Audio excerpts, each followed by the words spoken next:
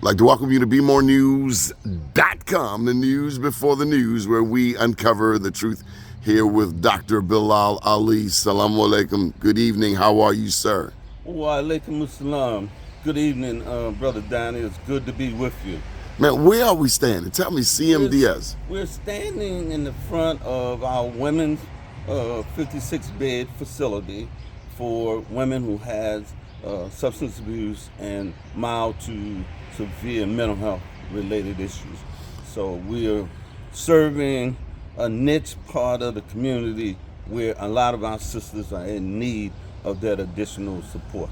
And you've been doing this for some time now. Oh yeah, I've been doing this for about 30-some years now. I think that's a substantial amount of time. You find yourself in the Baltimore City Council race. How does that feel? How does it feel to be in this city council race?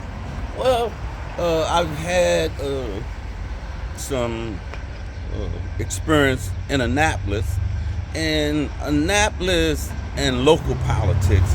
And when we really get the common denominator, we know that all politics are local.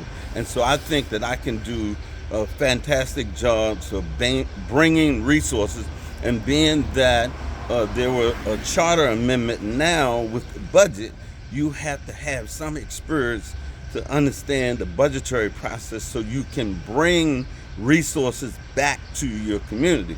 It's just not just constituent service. Yes, that's an integral part of being a council person, but the nuts and bolts and the strategic aspects of being a council person calls for you to have some experience about the budgetary process. What did you think of Annapolis? Well, how was that experience for you? Well, Annapolis was a great learning experience, and with all experiences in life is based upon relationship. When I went in the middle of the session where I was actually filling Senator Jill Carter, who, by the way, is endorsing me because the 8th district is also in the 41st district. So when you have your senator of that district, and really, each district is called a senatorial district for a reason, because the senator sits at the top of the food chain, if when you will, in politics. And so I'm very delighted to get her endorsement. The other thing is, I don't really want any organizational endorsement, not to seem arrogant or anything like that, but in politics, when people endorse you, other than people, when organizations endorse you and you got all these acronyms on your literature, guess what? They want something. And they want access and they want influence. And you can talk all the rhetoric all you want about, oh, this is about constituent service, but when they come knocking, you open the door.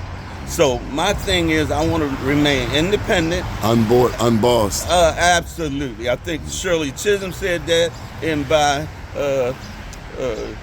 I would say extension, Mr. Glover, you have said that too, because yes, your news organization has always unfolded the truth before the news. Yeah. So look, I got to thank you for that, and also thank you for your long-term support of Be More News and our efforts over the years. You know, too often we put people in office and power who don't support the black press, and I'm a witness. You have supported Be More News for many years, and that's a rare thing in a city where we know all of these politicians. I gotta ask you. You know where I'm going. You know I've been wanting to ask you. Mm-hmm. Why you like Nick? You like Nick from City Council Press? Yes, I do. Nick was my office mate in Annapolis. But you were there in the camp. Repeat that question. You were there with the Mosby camp. You're a big supporter. Yeah. I mean, I remember every time I see Marilyn, I see you in the background. You got the earplug on. But you are a loyal soldier. Absolutely. That's what I'm getting to. You are a loyal supporter. And you said something in a previous conversation about Nick. You said that And it just made me very proud of Nick. You said Nick has been a true soldier through all of this. Exactly. And Nick has, contrary, because I know them personally and professionally, Nick has been a staunch supporter of Marilyn Mosby. Everybody has disagreements, Speak it, brother. issues. Speak We it, brother. cannot, as a people, Speak it, allow brother. other news organizations to define who we are as a people and who should represent us. Speak, and brother. I'm gonna just be quite blunt. Fox 45 shouldn't be determining or defining who our elected official is. Speak. Check out the record of this person. Yeah. This person has gotten apprenticeship programs for those kids who do not want to attend college. He has gotten a large endowment for HBCUs, which I'm a beneficiary of. I'm an Eagle. I'm a Coppin Eagle, a proud alumni of Coppin State, and I'm also an alumni of University of Baltimore. And I got my doctoral degree from a HBCU, University of Virginia, Lynchburg. Been there since 1865. How was that for an institution? Can't get blacker than that. And man, I'm so proud of what I've learned at these institutions that I can transfer. It's not always the Ivy League school. The only reason you go to a Harvard or Ivy League school is for connections. Academically, you can put any HBC side by side by Yale, Harvard, or any of them, and I guarantee you, academically, those HBCUs will come out on top. Yes, sir. I'm just asking people, check the record. You understand? My platform is about public safety, because if we don't feel safe in our community, nothing else really matters. And when we got old folks that are afraid to come out and sit on their steps, when I grew up, we had white marble steps, and you got a Scrub brush, and you kept it Ajax clean. Comet, scrub brush. Yeah, you're not going outside till they done. That's right. And so public safety is a part of that, but it's not about lock everybody up. We've tried, that's an old tried law and order Republican slogan that they have used for mass incarceration. We're not doing mass incarceration. We understand that you have to look at the root causes of why people. 1/4 of the citizens who live in Baltimore City are at poverty or below, or they're working 2 or 3 jobs just to basically make ends meet.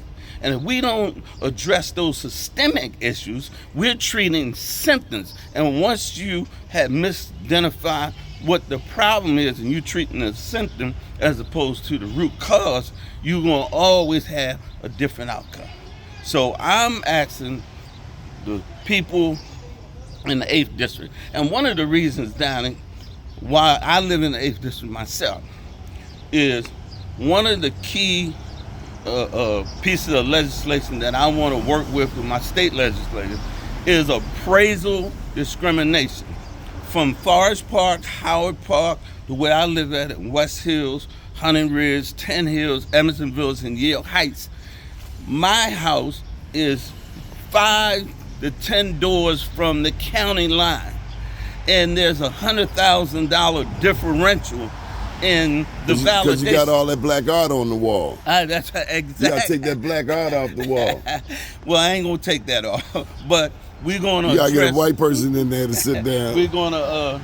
you got somebody else house sit for you when the appraisal come through. Exactly. And that's been... I mean, it's been all over television. Exactly. Sadly. And now, I make light of it, but it's not. It's discrimination. Exactly. And it's sickening. Right. In 2024. In 2024.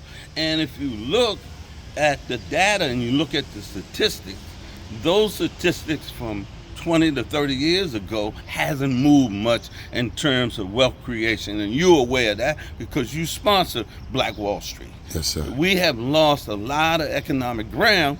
And the other front is voter suppression. Mm-hmm. Now, please don't go to happy hour in time of when you should be voting. Yeah. Because voting should be more important Now than than ever going before. to exactly. Yeah. And so I'm asking people, come on, man, let's get out here and vote. Let's elect leaders that has your interests. I'm not, like some of my other opponents, they looking for a job. I'm not looking for a job. I'm looking to represent my people. Again. Yes, sir. And I'm going to continue to fight for you like I fought for you in Annapolis and get you the resources that you need and have an open door policy and not bought or sold by so many people that are selling their souls for a few measly pieces of silver. Okay. Vote for Bilal Ali and the city council race in the 8th district. Thank you, my brother. Keep watching BeMoreNews.com, the news before the news, where we uncover the truth.